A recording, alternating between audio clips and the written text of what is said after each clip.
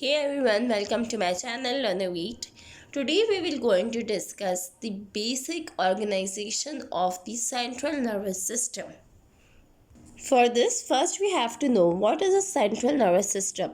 As we all know that the nervous system is a controlling, integrating and the most complex system of the human body, and it will cause the integration, this controlling of all the responses and all the stimulus that are coming from outside the CNS.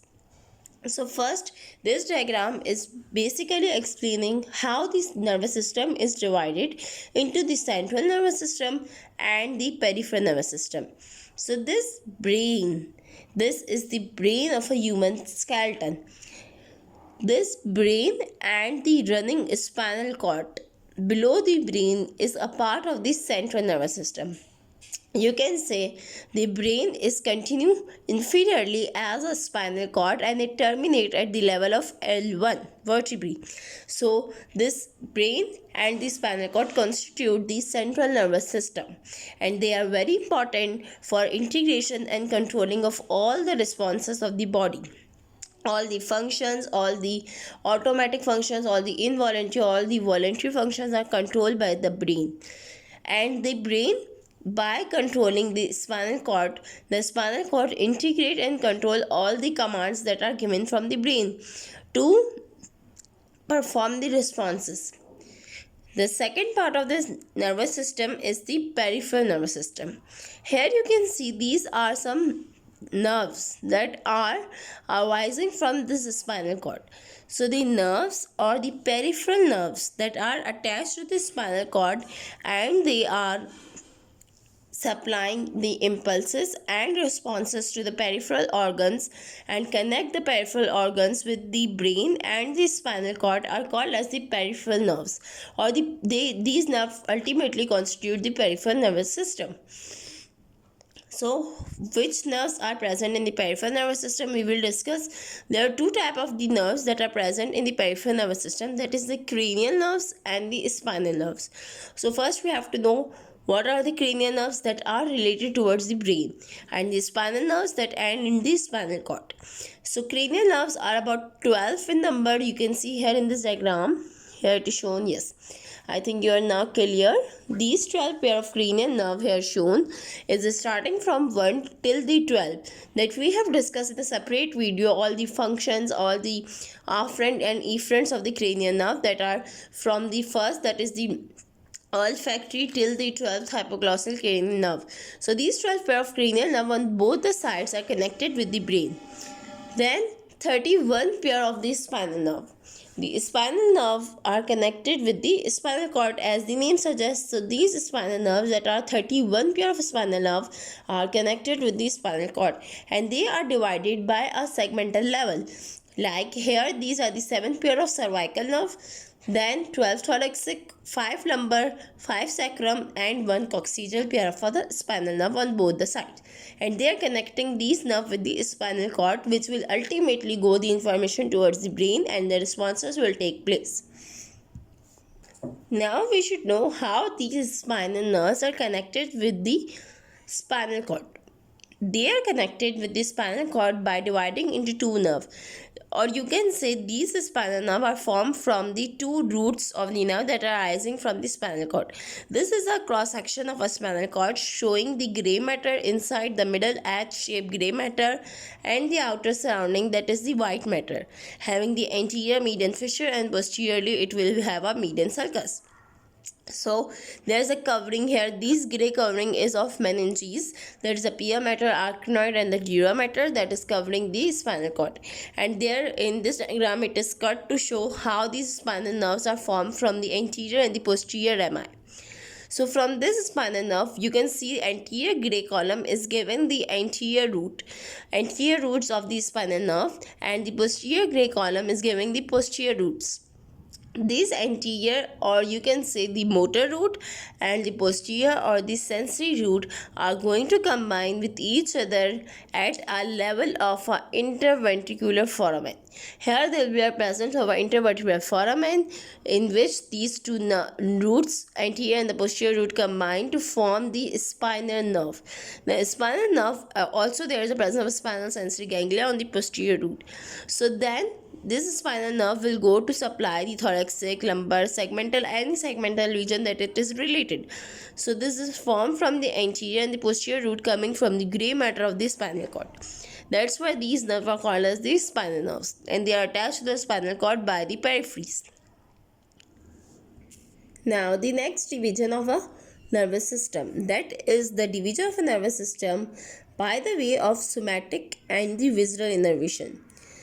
We have discussed that nervous system is divided in a broad spectrum into a central nervous system and the peripheral nervous system. The central nervous system comprises of the brain and the spinal cord, while that of the peripheral nervous system comprises of the spinal and the cranial nerves that will supply the brain and the spinal cord. Now the another division of a nervous system is the somatic or voluntary, and autonomic or involuntary or a visceral component of a nervous system. So how this somatic sensation or somatic component of the nervous system works, and how this visceral autonomic nervous system works. As we know that the name of the somatic nervous system suggests that it is somewhat related with the skin or skeleton, muscle, tendon, bone, or they are related with the voluntary action that are in our will, that how to move our hand, we have to move our hand or not to move our hand. These all are our will responses. So that voluntary responses are under the heading of somatic nervous system, while that of our involuntary or the visual responses in our body, the internal organs like breathing, heart rate, heartbeat, gastrointestinal functions, and all many of the other functions of the body that are not in our control are involuntary and are come under the heading of autonomic nervous system.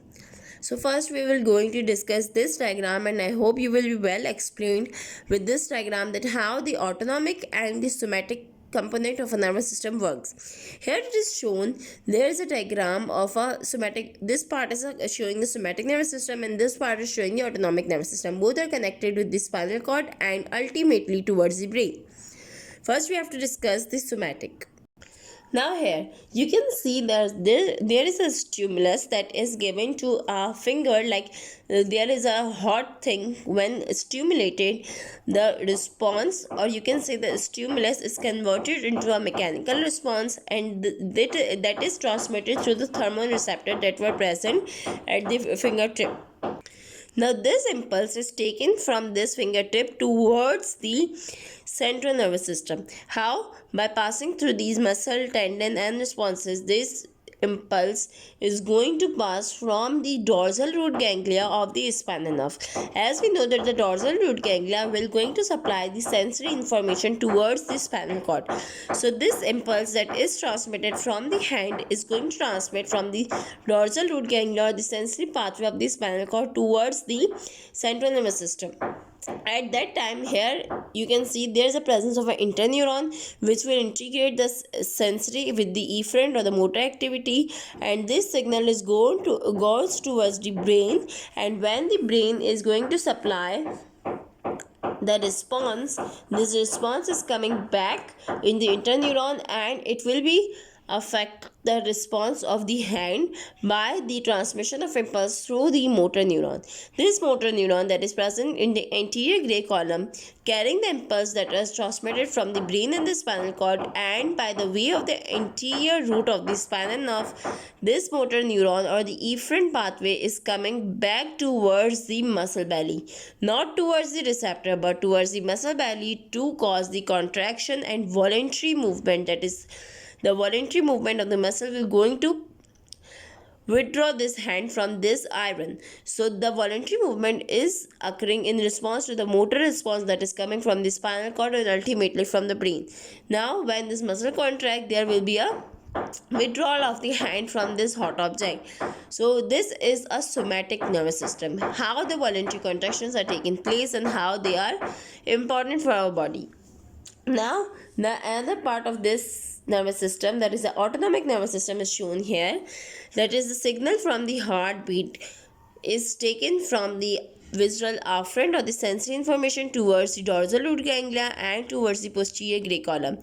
Then the information is transmitted from the brain and it is converged into a response by a motor root or the motor nerve or the efferent pathway through the anterior root of the spinal cord, and it will going to supply the heart muscles that will going to contract or inhibit the contraction whatever the stimulus was.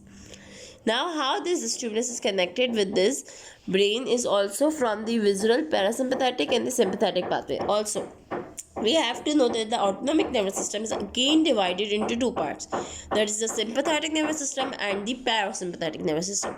As the sympathetic nervous system, it will going to increase the fight and fright response because of the presence of a neurotransmitter, that is acetylcholine or the high excitatory neurotransmitter.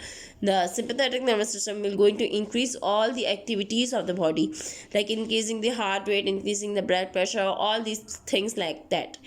While that of the parasympathetic is inhibitory in nature, it will mostly inhibit the normal functions of the body and resting position. It will stimulate the body towards the resting or normal position. So it is opposite to the sympathetic. We will going to discuss through a diagram that how the sympathetic and parasympathetic are formed from the nervous system. So here you can see this is the sympathetic nervous system that is coming from the cranial nerve T1 till the L1. So T1 to the L1 or L2 forming the thoracolumbar outflow, and from this thoracolumbar outflow these nerves are passing and forming the ganglia, that is celiac ganglia, articulorenal ganglia, superior mesenteric, inferior mesenteric ganglia, and they are going to supply the all the muscles and the glands of the internal organ that are involuntary in nature. All these body parts that are involuntary in nature are supplied by the thoracolumbar. They are performing the sympathetic activity, like increasing the heart rate or all the things that are excitatory in nature. While that of parasympathetic, you can see in this diagram, is coming from the cranial nerve, that is the cranial nerve 3, cranial nerve 7, cranial nerve 9 and cranial nerve 10.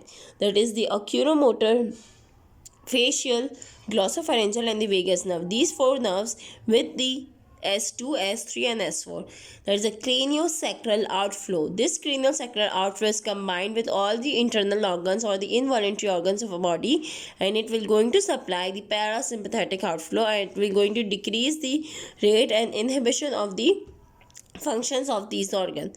So this was a general discussion about the nervous system and how the nervous system is divided in anatomical position, and I have tried my level best to go you guys to explain how this nervous system is diagrammatically shown, and I hope you will be explained well. Thank you for watching our video.